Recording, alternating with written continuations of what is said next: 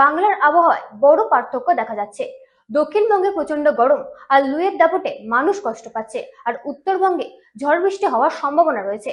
আবহাওয়া দপ্তর জানিয়েছে দুদিনের মধ্যে উপকূল এলাকায় ঝড় বৃষ্টি হতে পারে, এতে কিছুটা স্বস্তি মিলতে পারে।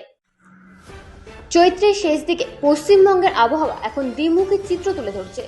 দক্ষিণবঙ্গে তীব্র দাবদাহ আর উত্তরবঙ্গে বৃষ্টির সম্ভাবনা। দক্ষিণের জেলাগুলিতে সকাল থেকে পরিষ্কার আকাশ ও প্রখর রোদের কারণে তাপমাত্রা স্বাভাবিকের থেকে কয়েক ডিগ্রি বেশি রয়েছে। পুরুলিয়া, বাঁকুড়া ও বীরভূমে লু হাওয়া পরিস্থিতিকে আরো কঠিন করে তুলেছে। অন্যদিকে হিমালয় সংলগ্ন এলাকায় ঘূর্ণাবর্তের প্রভাবে দার্জিলিং, কালিম্পং ও জলপাইগুড়িতে বৃষ্টি ও দমকা হওয়ার পূর্বাভাস রয়েছে। আবহাওয়া দপ্তরের মতে বঙ্গোপসাগরের আর্দ্র হাওয়া দক্ষিণবঙ্গে ঠিকমতো প্রবেশ করতে না পারায় সেখানে বৃষ্টির অভাব দেখা দিয়েছে। তবে আগামী 48 ঘন্টায় উপকূলবর্তী জেলাগুলিতে কালবৈশাখীর সম্ভাবনা রয়েছে, যা সাময়িক স্বস্তি দিতে পারে। ইতিমধ্যেই কিছু এলাকায় মেঘলা আকাশ ও হালকা বৃষ্টি দেখা গেছে, যদিও বজ্রপাত ও ঝড়ের ঝুঁকিও থাকছে। এই পরিস্থিতিতে চাষিদের জন্য সেচের পরামর্শ দেওয়া হয়েছে এবং সাধারণ মানুষকে গরম থেকে বাঁচতে সতর্ক থাকতে বলা হয়েছে।